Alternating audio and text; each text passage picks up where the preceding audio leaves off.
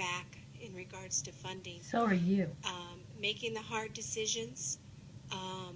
Department of Interior, it is a political, uh, it is a fire starter, big time.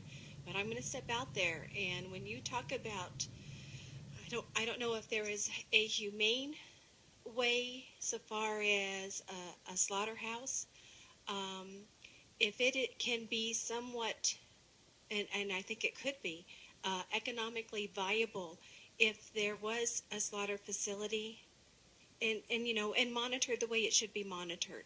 But we have an opportunity, the U.S. has an opportunity so far as exporting to third world countries where there's a need for food. In other European countries, it is, served in restaurants. But it's a political firebed.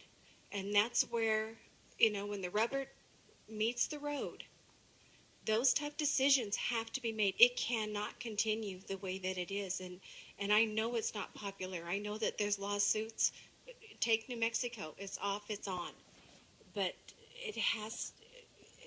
these decisions have to be made by the Department of Interior, and because it's on the taxpayer's back, and it's not working.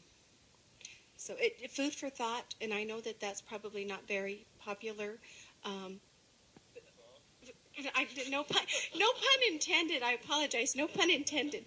But and even talking to Tanya, so far as solver nations, whether or not if they have the ability to get started with something like that. Anyhow.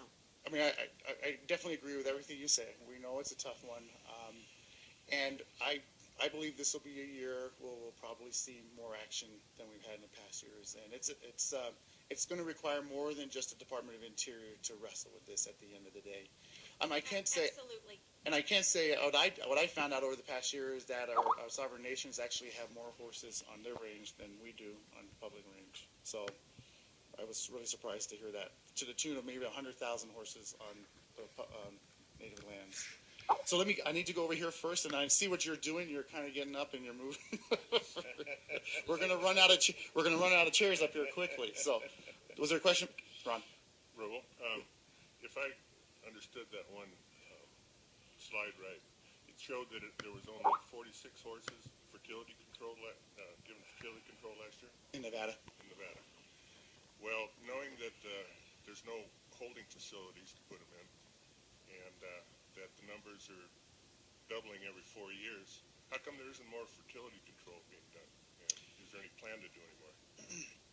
Yeah, well, no, there's definitely a plan. That's one of the NIS report's recommendations, and I know Washington is like all over that, trying to figure out. That's why we're putting out that proposal. Hopefully, get the pharmaceutical companies to come up with a drug that'll be more persistent over time than what we had in the past. And so, like I said, those tools that we've had in the past just haven't, to this date, brought us the effectiveness that we've been looking for. What a joke. PCB is good on small herds where you can actually get to them easy and actually treat them. But in the case of Nevada, where we've got wide-ranging herds, big numbers, I don't think it's quite as effective on those herds because we just can't get to them and treat them. So in Nevada's case, we focused on removing horses as much as we could last year versus treating animals. And so, but now we don't have that option to remove.